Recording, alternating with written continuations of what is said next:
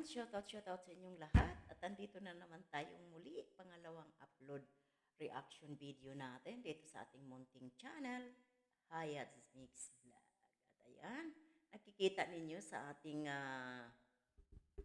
thumbnail si Kuya David at yung isang basher niya na wag na nating kunin yung picture niya, gagawa na lang tayo ng mga undercover na mga picture para anuhan din natin yung privacy nung basher na yon dahil alam nyo na, di ba?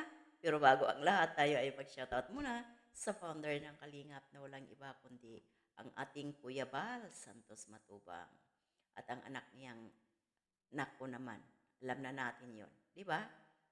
Walang tulak kabigin, mukha at pangangatawan.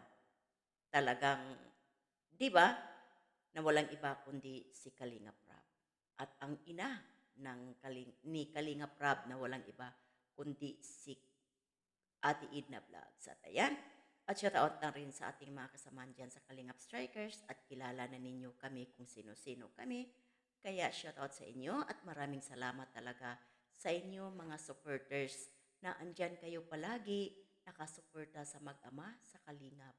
At lalong-lalo na sa amin na mga reactor, alam namin na mayroon kayong kanya-kanyang gustong panoorin.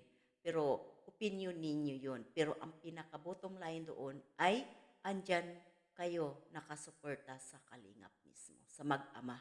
Di ba? Kami ay ano lang naman kami eh. Nag-ano kami, nakikigamit lang kami sa Kalingap. Pero maraming salamat din sa inyo sa mga naniniwala sa amin at sa mga hindi naman naniwala, galit, ay hayaan na lang natin yun sila. Galit sa amin. Basta tayo ay masaya dahil nakipaglaban tayo para sa atin ay tama yung ipinaglaban natin. At ito pa, maraming salamat sa mga sponsor na andyan palagi. Ah? Hindi tumalikod kay Kuya Bal at kay Kalinga Prab na tumutulong kayo, hindi kayo naghahanap kung ano-ano pa man. Dahil tayo, pag tumulong tayo, wag na nating hanapin ang tinatawag na transparency. Yung pagbigay natin ng ating tulong para sa ating mga kababayan ay kasama na doon, nakakapit na doon ang ating pagtitiwala. So wag na nating hindi na natin kailangan pa hanapin ang transparency. Di ba? Oh, ganun lang naman yun. Yun ang pananaw ko. Di ba? Kaya balik tayo dito sa ating pinaka-thumbnail. Ano ba dito ang caption nito ni Hayats? Hanip itong basher ni Kalingap David. Oh, di ba? Bakit hanip? Kasi hanip talaga yung mga ikinukomento niya tungkol kay Kalingap David. Pero mamaya magbibigay tayo ng sarili nating opinion, sariling pag-iintindi, sariling pag-aanalisa at sariling pananaw at opinion. Dahil lahat naman tayong tao may kanya-kanyang opinion at pamamaraan sa obserba o pag-analisa sa isang komento ng isang tao. Di ba? Kaya dyan sa baba, may caption din tayo, tingnan natin ng mabuti ang sarili bago tayo mamintas. Ayan, no? Di ba? May umiiyak dyan.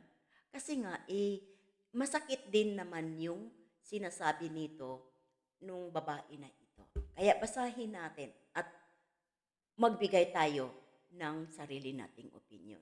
Tungkol dito sa opinion ni Jean Gatchalian Nemo. Ayaw kong puntahan o kunin ang picture mo bilang pagrespeto sa privacy mo. Kaya ginawa na lang kita dyan na undercover. Kasi sa opinion mo na to ay ano ka ng tao, nakakasakit ka ng damdamin na hindi mo naman kakilalang lubos si David, si Kalingap David. At ito si Kalingap David, baka hindi mo alam, maestro ito. Teacher ito. Ibig sabihin, teacher, may sariling sahod tuwing katapusan. Di ba? So, dito sa komento mo, ah, dito sa komento mo, si David ay isang pala, palahingi. Hmm? Isang palahingi. Sa salitang palahingi, Jean Gatchalian, nasabi mong isang palahingi. Kung hindi naman ikaw ang hiningian mismo o at yung ibang tao ang hiningian niya at close niya na yon, ah, at nagbibigay na rin sa kanya, siguro hindi na tayo mag-alinlangan, maglambing ng isang pagsasalita na may halong paghihingi o humihingi. Nanghihingi tayo, lalo na pag close natin at binibiro lang natin.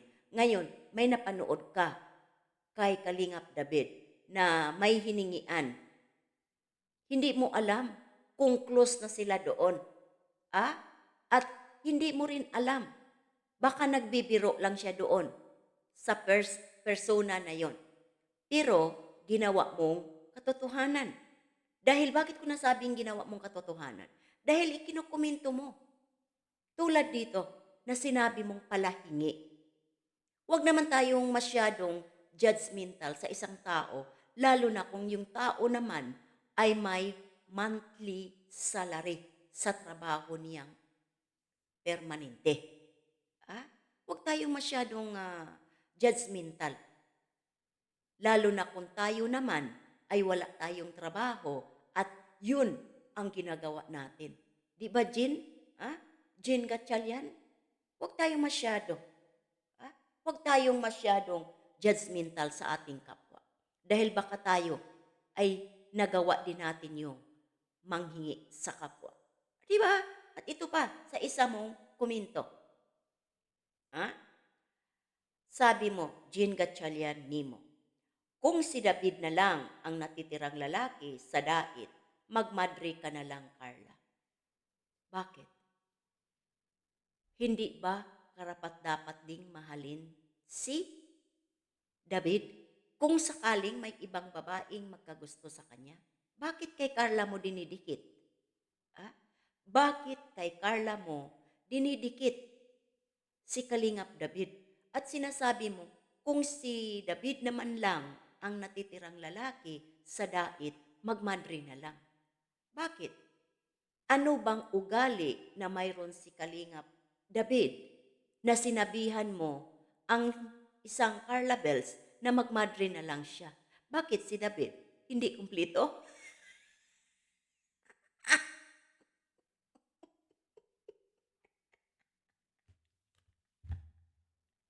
Natatawa ako sa'yo. Jean Gatchalian? Bakit? Si David, hindi ba kumplito? May ilong, may mata, may bibig, may tainga. At lalong-lalo na, mayroon siyang armas. Kung napangitan ka, mayroong tao na sa kamera, hindi maganda, hindi gwapo. Pero pag nakita mo, ay iyon pala, nagkamali ako, pasensya ka na. Hindi basihan ang hitsura ng isang tao dahil ang isang kagandahan o kagwapuhan ng tao ay mayroong tatlong basihan. Jean Gatchalian, baka hindi ka aware. Baka hindi ka aware na ang isang katangian ng isang tao o isang lalaki o babae man ay tatlo. Kung pangit man siya, pero itong tatlo na katangian ng kagandahan ng isang tao, mayroon siya. Bakit hindi? Diba? Kung ikaw, isa kang, tatlo kasi yan kindness, humanity, at compassion. Kung kumplito ka dito, Jean Gatchalian, bakit mo masabi kay isang David kung itong tatlong katangian na kay Kalingap David? isang tabi mo yung hitsura niya. Dahil yung hitsura niya, pag naaagnas na yan, ah, pag nabangga ka dyan, nadisgrasya ka dyan, tumabingi yung mukha mo, nasisira, at wala kang pera, pang-repair sa mukha mo, ah, walang silbi yun. Pero yung tatlong katangian ng isang taong matatawag mo na maganda o gwapo, habang buhay yan. Ah, habang buhay mo yan, alalahanin, Jean Gatchalian. Ah, huwag mong sabihin na magmadre ka na lang, Carla. Ah, isa pa si Kalingap David, may trabaho. Isang guro. Ah, isang guro na nagtuturo sa eskwelahan. Ah, baka wala kang alam na itong isang David o isang Kalingap David ay isang guro. Hmm? Kahit sinong babae dyan, mapangasawa ni Kalingap David, buhay na buhay kahit hindi yan mag-YouTube. Dahil may trabaho. Hmm? Mabubuhay. Kaya huwag mong sabihin na kung si Kalingap David lang naman ang matitirang lalaki sa dait, gusto mong magmadre na lang si Carla Bells. Baka pag ikaw ay masupla ka ni Carla Bells ay tamimi ka, magagalit ka. Ah? Huwag mong husgahan ang isang tao, lalo na kung hindi mo nakikita ng personal. Baka sabihin mo, ay sorry Sir David, akala ko ay mali pala ako. Gwapo ka pala. O diba? So ikaw napahiya ka sa sarili mo. At lalong, ah, nagkakasala ka. Ha? Sa tao at sa itaas. Ah, di ba? Yan ang mahirap kasi sa inyo, mga basher. Nagpahalata kayo na wala kayong mga kakayahang magkuminto ng matitino dahil nag-ad hominem kayo sa tao. Ah?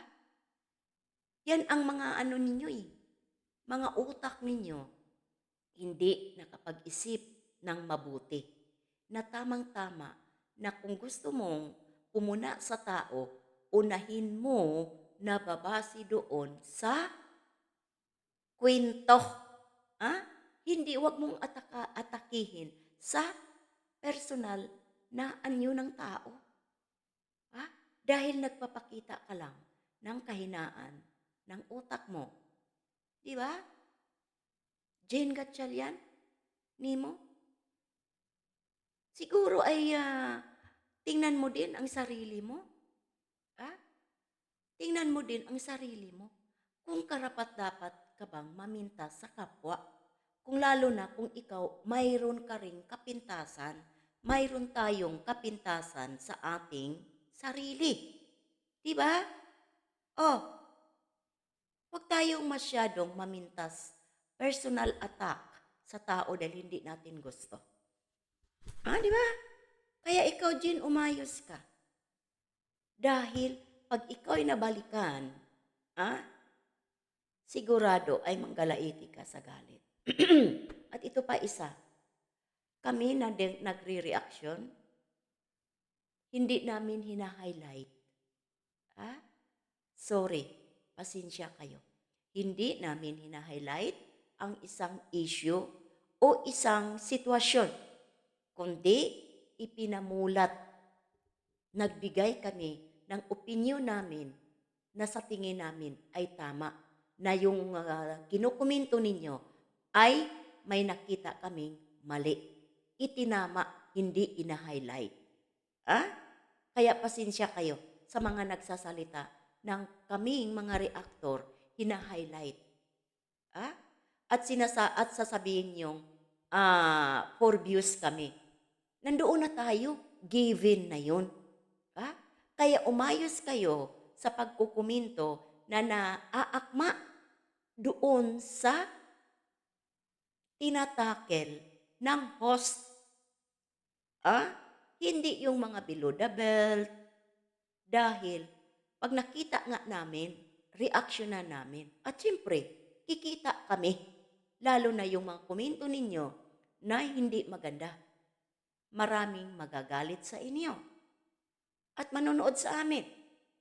Di ba? Oh, kaya yun lang ang masasabi ko sa mga taong nagsasabi na hina-highlight ninyo, mga reaktor, at for views kayo. Tigilan na ninyo ang kakakasabi ng for views. Dahil lahat ng YouTuber gusto ng views. Di ba? Oh, kayo, bakit kayo, kung wala kayong free wifi, bakit kayo naglulod? Gumagastos kayo ng pera para makapanood. Di ba? So, ganun din kami. Gumagawa kami ng content at ginawa namin ng magandang opinion.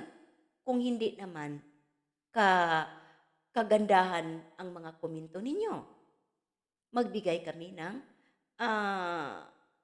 magandang pagpapaintindi sa inyo, pagpapaliwanag sa inyo. Di ba? Dahil may mali kayo. May mali kayong paniniwala. Di ba? Kaya ikaw, Jane, Gatchalian, umayos ka. Dahil hindi mo gaanong kakilala itong si Kalingap David. At isa pa, kumplito si Kalingap David. Walang kulang, lalo na isa siyang profesional na tao. Di ba? Kaya umayos ka. Kaya hanggang dito na lang tayo. Kayo mga basher, umayos kayo. Kaya ingat tayo sa ating mga pagkukomento. Kaya hanggang dito na lang tayo. Bye-bye and God bless sa ating lahat. See you mamaya sa ating live. Ayan.